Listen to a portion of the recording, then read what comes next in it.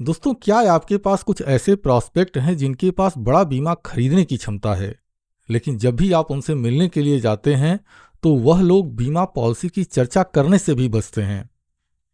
अगर ऐसा है तो क्या आप सीखना चाहते हैं कि कैसे आप इन ग्राहकों को प्रभावी तरीके से बीमा पॉलिसी समझा सकते हैं? और मैं सिर्फ पॉलिसी को समझाने की बात नहीं कर रहा हूं, मैं बात यह कर रहा हूं कि आप ऐसे लोगों को बीमा पॉलिसी खरीदने के लिए मजबूर कैसे कर सकते हैं।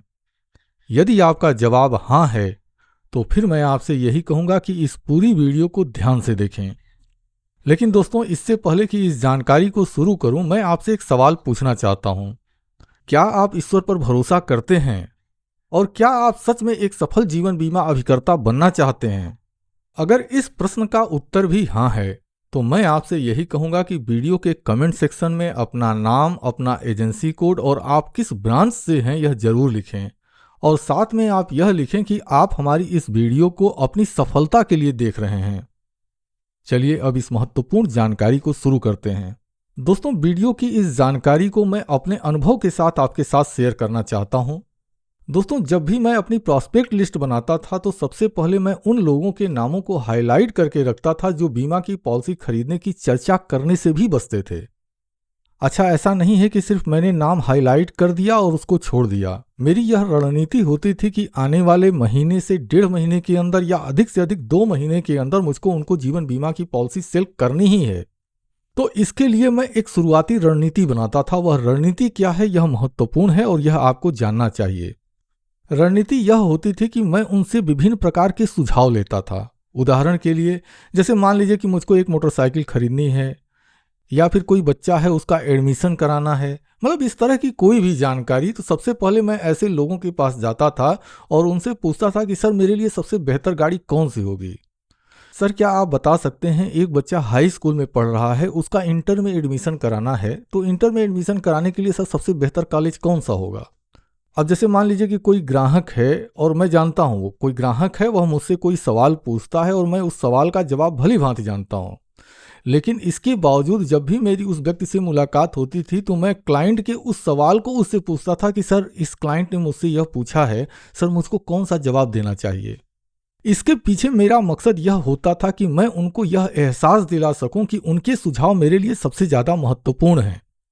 अच्छा, इन सब के बाद जब मुझे यह पूरा विश्वास हो जाता था कि वह अब यह महसूस करते हैं कि वह जो भी राय देते हैं उनकी राय मेरे लिए महत्वपूर्ण है, तब मैं मेन रणनीति के ऊपर उतरता था, जिसको कहा जाए कि मैं अपना मेन लक्ष्य साधता था। वह क्या है, आइए बताता हूँ।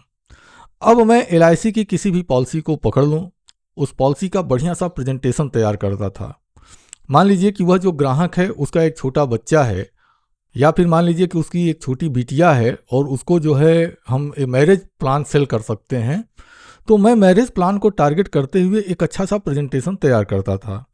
और अब फिर से मैं उसके पास पहुंचता था और उनको कहता था कि सर, मैं एक LIC की पॉलिसी का प्रेजेंटेशन आपको देना चाहता हूं।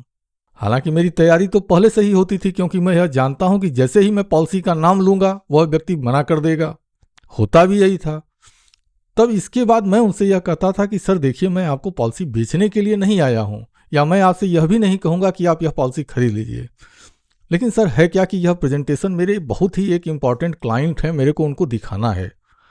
और है क्या कि मैं यह नहीं चाहता हूं कि जब मैं वहां पर जाऊं और सपोज दैट मुझसे कोई गलती हो जाए और मैं यह पॉलिसी न बेच पाऊं, तो सर मैं यह चाहता हूं कि आप एक बार इस पॉलिसी को देख लें। अगर मेरी कोई गलती हो रही है तो कृपया मेरा मार्गदर्शन करें। अच्छा, जब भी मैं इस तरह की रणनीति बनाता था तो मुझको यह पता होता था कि कैन बी पॉसिबल मैं जाऊंगा तो हो सकता है कि वह क्लाइंट बिजी हो और वह समय न दे पाए। तो मेरी रणनीति यह होती थी कि क्लाइंट को जब भी प्रेजेंटेशन दिखाने का जो मैं वादा कर रहा हूँ, यानी जो थर्ड क्लाइंट है जिसको कि मैं दिखाने के लिए इस क्लाइंट को मैं संपर्क कर रहा हूँ, तो मैं कम से कम 4 से 5 दिन का समय रखता था, ताकि मैं जब क्लाइंट के पास पहुँचूँ और उससे इस तरह की बात करूँ और सपोज दैट कि उस क्लाइंट के पास समय नहीं है तो फिर मैं अगला टाइम उसको ले सकूँ। अब होता यह है कि अगर क्लाइंट की बिटिया है और उसका बेहतर प्रेजेंटेशन दिखाया जाता है, फ्यूचर की नीड्स को दिखाया जाता है, तो निश्चित रूप से यह जो प्रेजेंटेशन है, चूंकि यह प्रेजेंटेशन खास तौर से उसके लिए तैयार किया गया है, हालांकि ये अलग बात है कि टारगेट हम किसी थर्ड क्लाइंट को कर रहे हैं, तो यह जो प्रेजेंटेशन है इस क्लाइंट के दिल को छू जाता है।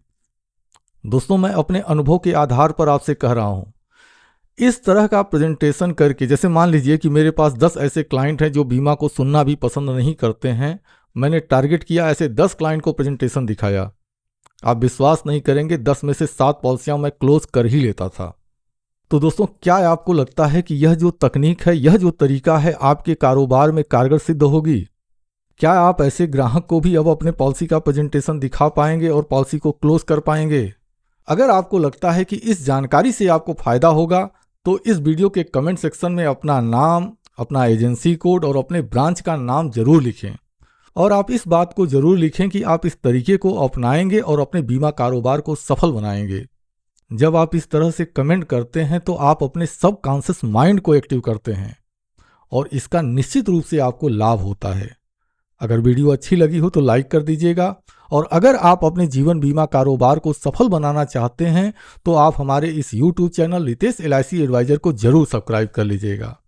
और अगर आपने पहले ही हमारे इस चैनल को सब्सक्राइब कर लिया है तो आपको दिल से बहुत बहुत धन्यवाद। चलिए, अब हम अपनी इस वीडियो को समाप्त करते हैं और इस वादे के साथ समाप्त करते हैं कि बहुत जल्द अगली वीडियो में फिर से आपके सामने उपस्थित रहेंगे। तब तक के लिए जय सिया राम जी।